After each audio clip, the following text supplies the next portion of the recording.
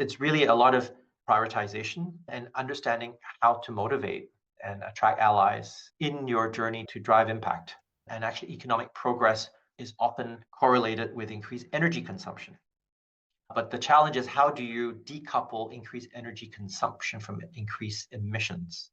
That is the core aspect. And so I think a fundamental topic for us is the energy transition. Hi, folks. Welcome back to On Call with Insignia, where we go on call with leaders innovating the future of Southeast Asia and other emerging market regions around the world. And I'm your host, Paolo Aquino. We're back with another episode of our mini series in partnership with the University of Cambridge Institute for Sustainability Leadership, or CISL, Innovators in Sustainability, which we're doing as in the lead up to the Business and Sustainability Program, which Insignia Ventures Academy is partnered with to deliver in Singapore this coming October.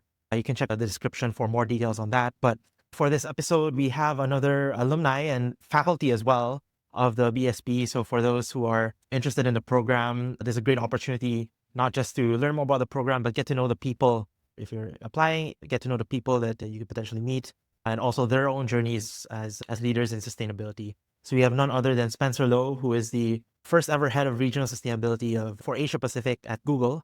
Prior to that, he was CSO, Chief Sustainability Officer at SATS. And then before that, he was in consulting at Bain as well. He joined the ESP, I believe, 2023. And then 2024, he joined as faculty as well. And then excited to have him again as faculty this coming edition. So yeah, thanks for joining us on this call, Spencer. Thank you very much for the invitation, and thanks for having me, Paolo. Yeah, so I think just to give some context for our audience, to know where you're coming from, dial it back to where your career began at Bain & Company, and wanted to start there and how that impacted your view as a sustainability leader, right? And how your time there impacted the way you look at sustainability for large organizations today. Thanks for the question. I think I would say it was foundational. The experience that I had at Bain & Company, I joined as an associate consultant and left as a manager. And I think the one thing you do learn while you're in strategy consulting, and I have to say the industry is probably going through a lot of change and has actually been through a lot of change since I left the industry. But one thing it does teach you is to be a quick learner and connect the dots. And I think this is definitely critical for anyone that's interested in sustainability, because the state of understanding, the state of science is moving and progressing. And at the same time, it is very cross-functional and cross-disciplinary as an area of engagement to sustainability more broadly, because you're not just talking about climate science, but you're also talking about socioeconomic realities, corporate and business ambitions and constraints, political and regulatory considerations, geopolitical considerations. And I think another major aspect that I took away from consulting, and for which I'm very grateful, is the ability to work with cross-functional stakeholders. That's part of connecting the dots. But also at a fairly young age, when you join as an associate consultant, you do get the opportunity to work with the C-suite. And as you get more senior, you engage with the board of directors. And that gives you a sense for how people think about issues, how to rise to a particular level of discourse, how decisions get made at very senior levels. And I think that ability to understand is foundational, because then it leads to the ability to influence and to speak the language. And I think these are some of the things I'm grateful for that I took away from my 10 years at Bain. And actually, I tell people that I feel that the toolkit, the experiences that I took away, are actually remarkably applicable for career in sustainability. It is very strategic what you need to do when you are in the sustainability field. And the end goal is perhaps not just growth and profitability, but actually long-term sustainability of a business, if you're thinking about all the different constraints and risks coming up. And so I do think it was a very relevant experience for me. Yeah, I'm curious to know if you worked on any sustainability projects at Bain and how you eventually decided to transition into a CSO role at SATS from your consulting career. I would have to say I will be dating myself with this, but when I joined Bain, and at that point in time in the consulting industry, sustainability was still, I dare say, a fairly niche topic. Certainly there were discussions about it, but there was nothing near what we see today in terms of sustainability practice areas with the major companies that are active in strategy consulting. That said, what I was working on was a typical corporate strategy in terms of growth, M&A, private equity, but it was really good foundational training in terms of understanding how business works, what people care about. And I think we'll come back to that in terms of how that's relevant for people that are working in sustainability in the corporate world and certainly in Asia Pacific. But how I made the transition was actually during my time at SATS when I was both CEO of travel retail and then but this was just as the pandemic was getting going.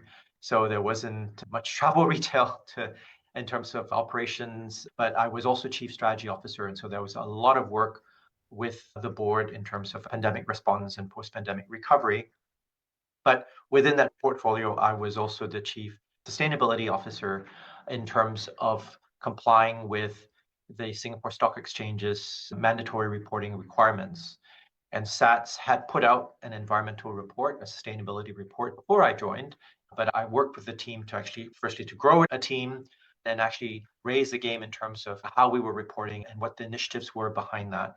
And it was subsequent to a major acquisition after the pandemic that I had the opportunity to actually become global chief sustainability officer as a result of an acquisition that led to operating footprints in the US and also in Europe. And a result of that, sustainability became actually a much more important consideration in terms of both strategy, but also compliance and risk mitigation.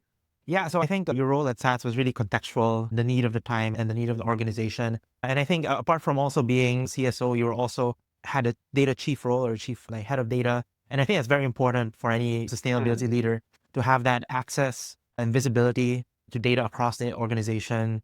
Can you describe what that dynamic was like in terms of the dual role that you had and how it helped you? Obviously, you mentioned the reporting aspect of your role and how that helped you become more effective, especially as you mentioned, your scope expanded as well with the acquisition. It was a very interesting role because also of the moment when I think AI was just getting going, and also there was this focus on regaining operational efficiency in the post-pandemic recovery. I did learn a lot, and I think it's very applicable, if only because of the one saying that everyone's heard, which is what gets measured gets managed. Or sometimes you hear is what doesn't get measured doesn't get managed. And so to manage things, you need to have credible data that people understand and they feel that they can rely on them to make decisions. And as you mentioned in sustainability, there is now a reporting requirement that is the case for many bourses around Asia. And you need to have integrity in what you report.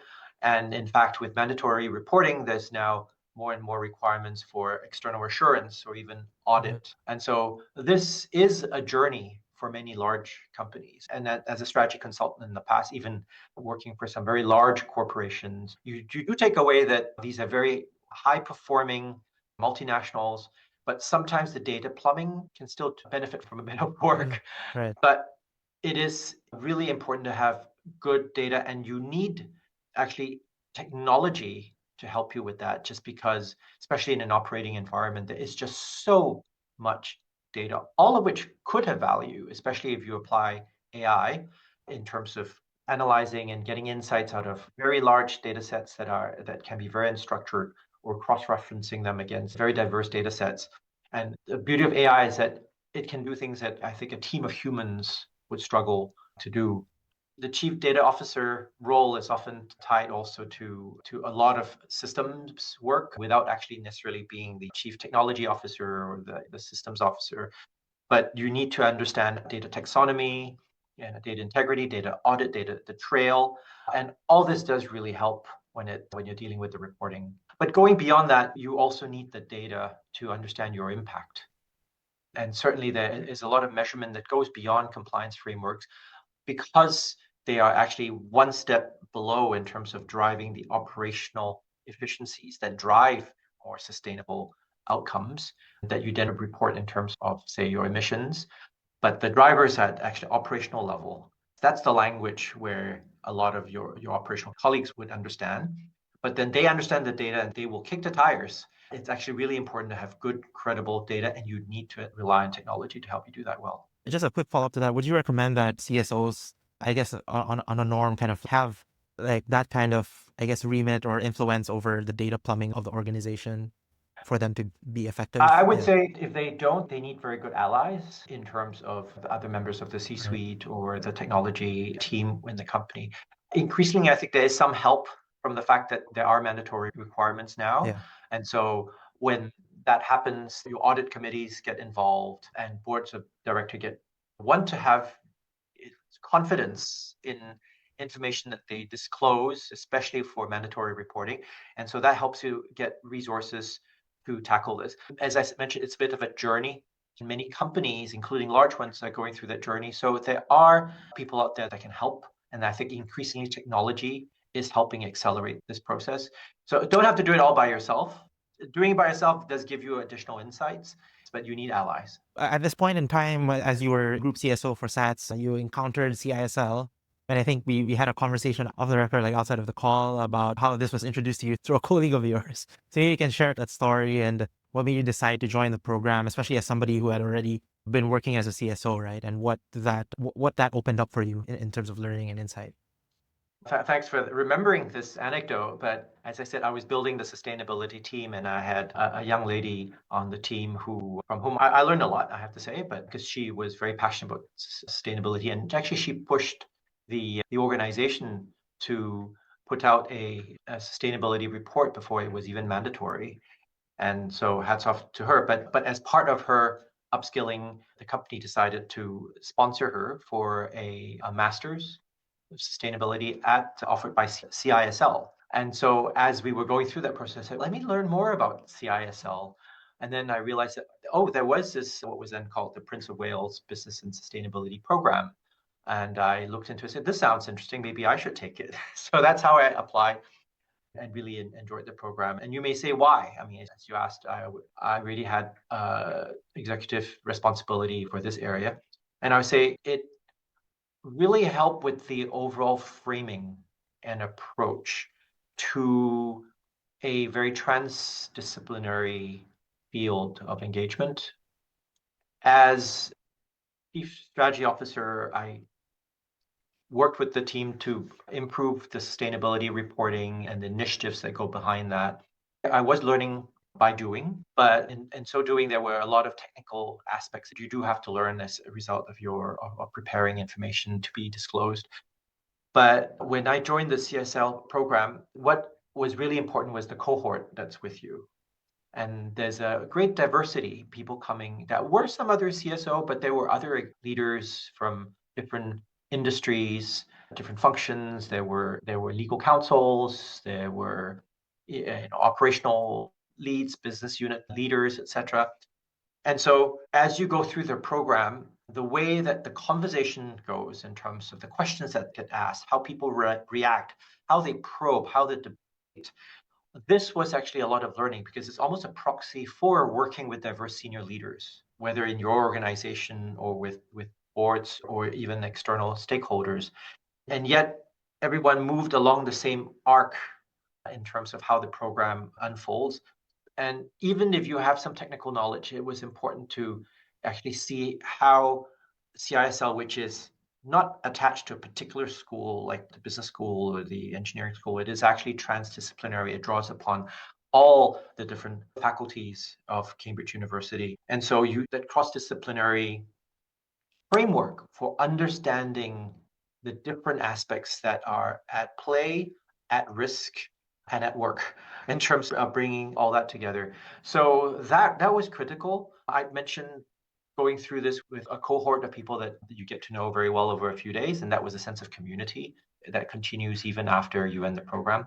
But for me, and I think for many others in my cohort, you also leave with a sense of purpose. Whatever your functional background, whatever the sector is that you're a part of, there is a broader purpose that was really helpful for me as a takeaway. And taking from that, leaving with a sense of purpose, and I believe shortly after the BSB, you transitioned into Google, where you are now, and became the first head of regional sustainability for APAC. As you mentioned with your SATS journey, this wasn't your first time like putting together a sustainability team, so it's not your first rodeo. But at the same time, you had also just taken the BSB, where you had gained a lot. Like, how did those kind of two experiences come together in your current role now at Google, especially during the early days of taking on that role? I would say that joining Google was very interesting for me as an experience because it's a very large organization. As you can imagine, it's also built with brilliant people, lots of engineers. It's very technology driven. And so I think what was critical for me really was getting to understand the context and actually to figure out the lay of the land, so to speak, in terms of the organization, which is highly matrixed. As I mentioned, as a former consultant, that was something I had some experience with, and I had to actually draw on those experiences to really help understand the organizational dynamics because there are so many teams with so many very smart people who have their objectives that you have to understand how that all fits together in order to drive more sustainable outcomes. And there are three pillars that we work on. One is products. Google has products that billions of people use every day. How can they drive more sustainable outcomes, whether it's in mitigation, adaptation, or protection of biodiversity and nature? There's operations. And Google operates data centers. We're building more data centers. We have supply chains to manage. How do you reduce the environmental footprint of all those activities? And then because of the scale of operations and of our ambitions, we need systems level change. And so there is a lot of engagement and advocacy. So as you can think about these three pillars, you can see how highly matrix it is in terms of your touch points across the organization. And so for the Cambridge BSP, some of the aspects that really helped me was that sense of purpose within such a large organization with lots of very smart people with their own goals. How you have to stay grounded in your sense of purpose, but also that training that I mentioned in terms of speaking with diverse stakeholders and framing it in a way that influences how they act, how they think, and actually most importantly to make them want to help, not necessarily help us, right? It's just to help the situation because ideally it's helping themselves too in terms of delivery of their business results in ways that are motivating for stakeholders, including themselves, but also sometimes just from a business perspective. And so that the BSP helped with that too. And APAC, Asia Pacific, is a very diverse region and it's also fragmented. I'm covering India and Japan, as you can imagine. Those two are very, very different markets. And then also within ASEAN and Southeast Asia, there is so much divergence even within the 11 countries. And so you're dealing with a lot of complexity and uncertainty and a fast pace of change. And I think you draw on all your skills to stay grounded and still make sure that you're working towards the impact that you want to see. And you talk about when you first came in, having to take a lay of the land, especially from the Google kind of like the organizational point of view, like how things work within such a complex organization. But then also, I suppose you also had to take a lay of the land in terms of the markets as well, kind of the different markets that you mentioned, India, Japan, and then even in Southeast Asia, a lot of varied, even talking about culture, regulation, and things like that. How did you try to approach taking all this in over the first few months, maybe, or the first year, and framing that for other senior leaders, maybe those outside of the region, right? And trying to align incentives and gain buy-in. Asia Pacific actually has been the fastest growing region for Google, perhaps not surprisingly.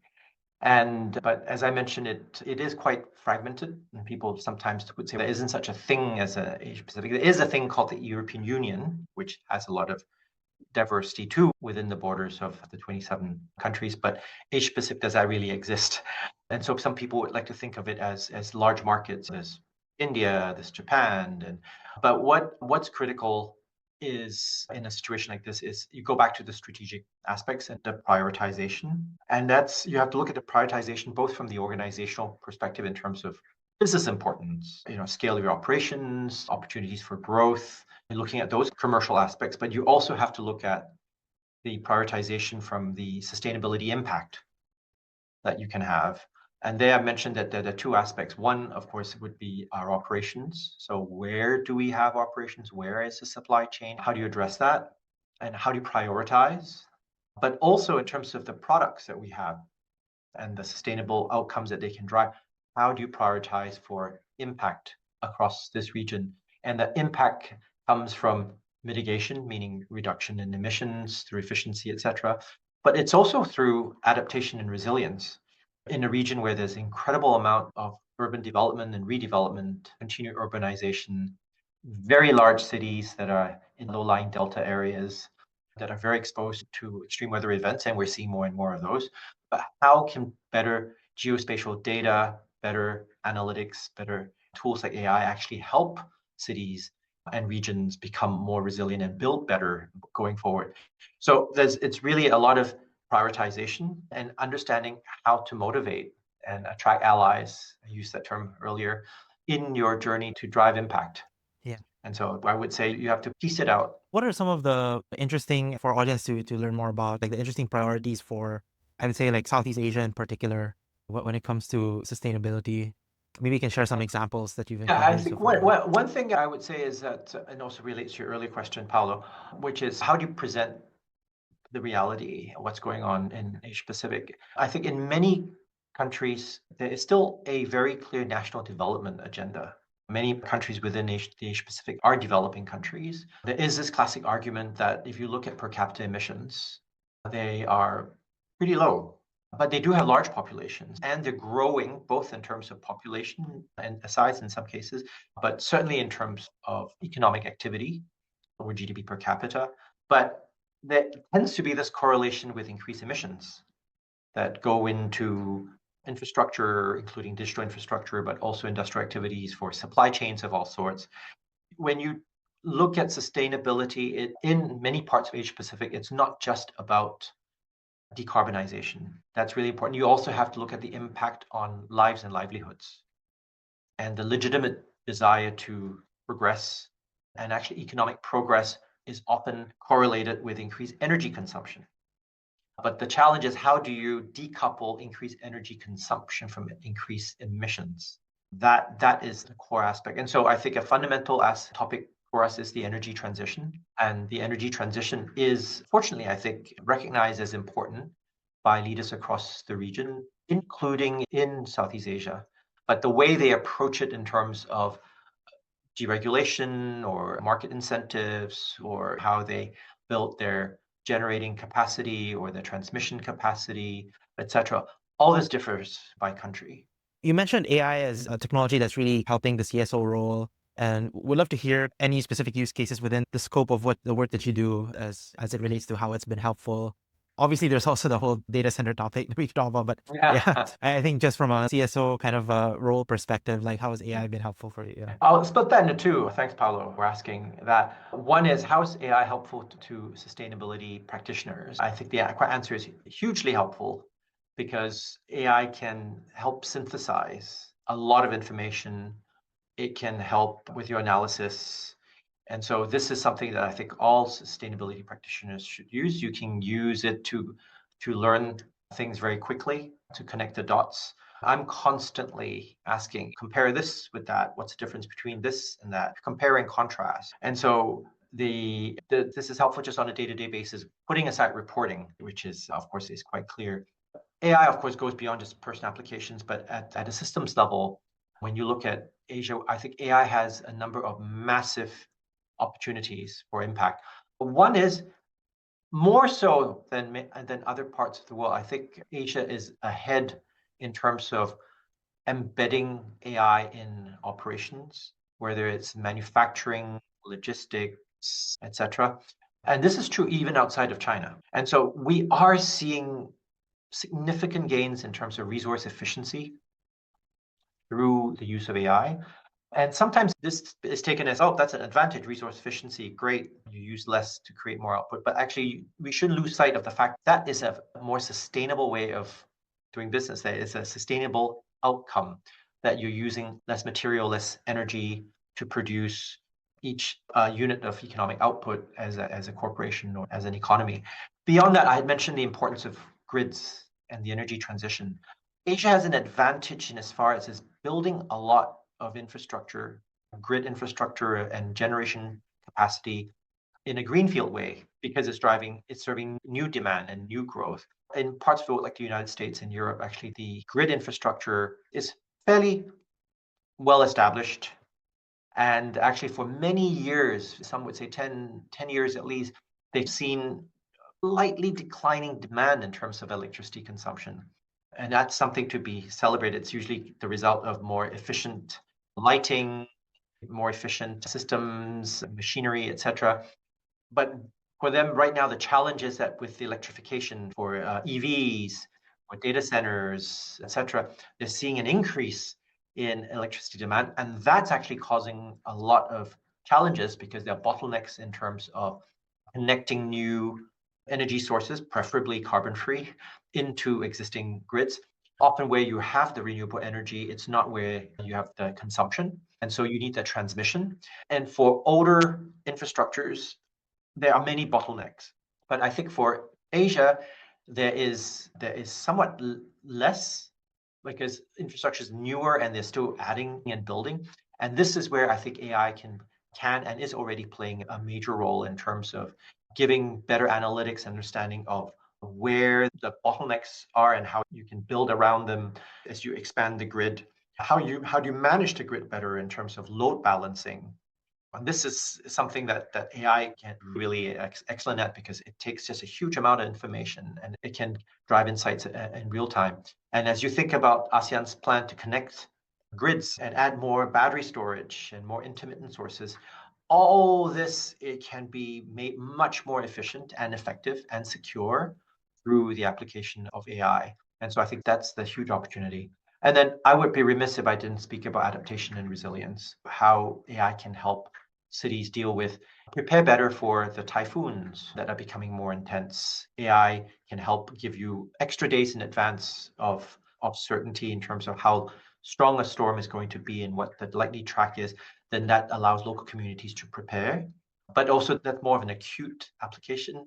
But from a chronic perspective, you can look at the increasing risk over time. And that sends a signal as to where you need more investments in terms of more resilient infrastructure, whether it's roads or seawalls, etc. So this is another area where I think there are lots of opportunities for AI to add real value. Thanks for sharing all of that. A lot of big topics, but thanks for really putting it together. And I think even to your last point, even as somebody from the Philippines, I think also very impactful in terms of food security and agriculture. I think Yes, yeah, absolutely. yeah. Thanks for mentioning that. Yeah, and I think going back also to the energy transition, I think there's always this common framing of like how sustainable is AI really? If like we talk about it from a productivity perspective, but there's also the whole supply chain aspect. But then if you factor in things like energy transition, then you can reframe the cycle, so to speak, where her AI can actually help itself be more efficient from a resource and a supply chain perspective. Just to wrap up our conversation, you started your career in Bain and you mentioned sustainability wasn't really as prioritized as it is today, especially from a corporate strategy perspective. How would you describe it today now being at Google, and how has the corporate view of sustainability evolved?